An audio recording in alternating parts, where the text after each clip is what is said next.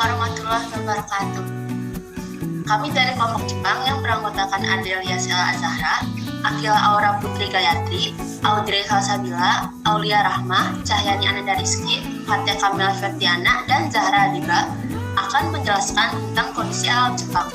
Pertama-tama, kita akan memperlihatkan peta negara Jepang. Berikut adalah fotonya.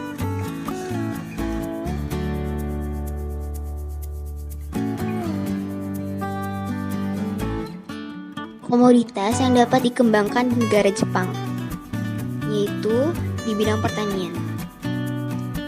Walaupun hanya sedikit lahan pertanian yang bisa digunakan untuk pertanian, tetapi hasilnya termasuk memuaskan, karena tanahnya mengandung abu vulkanik yang membuat lahannya menjadi subur. Kemudian di bidang perikanan, bentuk geografi Jepang berupa kepulauan, sehingga negara tersebut memiliki potensi perikanan yang besar. Selanjutnya di bidang industri. Banyaknya gunung-gunung yang terdapat di Jepang membuat banyaknya air terjun dan sungai-sungai curam. Sehingga banyak pembangkit listrik dan industri yang terdapat di Jepang. Komoditas yang tidak bisa dipenuhi Jepang. Jepang memiliki sumber daya mineral yang sangat terbatas. Karena itu, Jepang sangat tergantung pada bahan mentah dan bahan bakar hasil impor dari negara lain. Hasil tambang dari dalam negeri sangat tidak cukup untuk memenuhi kebutuhan industrinya.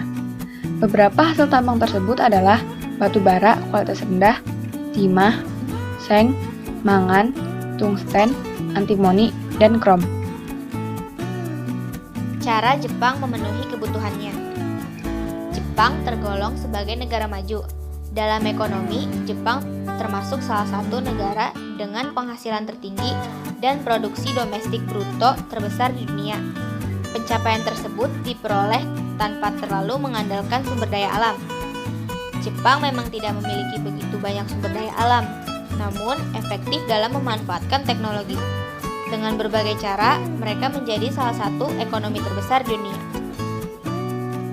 Salah satu faktor yang mendorong keberhasilan tersebut adalah pemanfaatan teknologi untuk menciptakan industri dalam negeri yang unggul.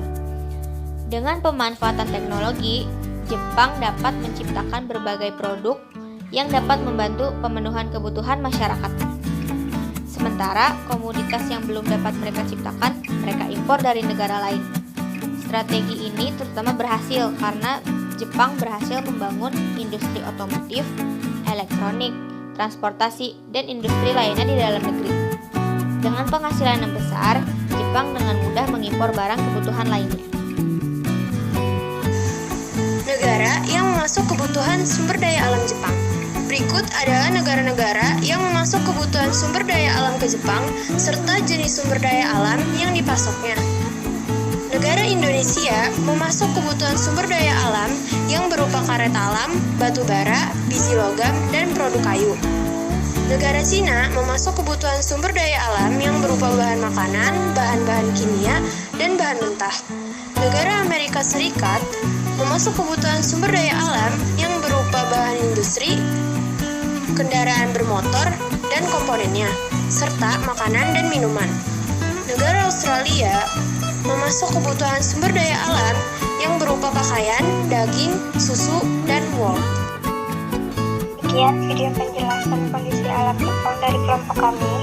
Semoga video kami bermanfaat bagi semuanya. Terima kasih, arigato.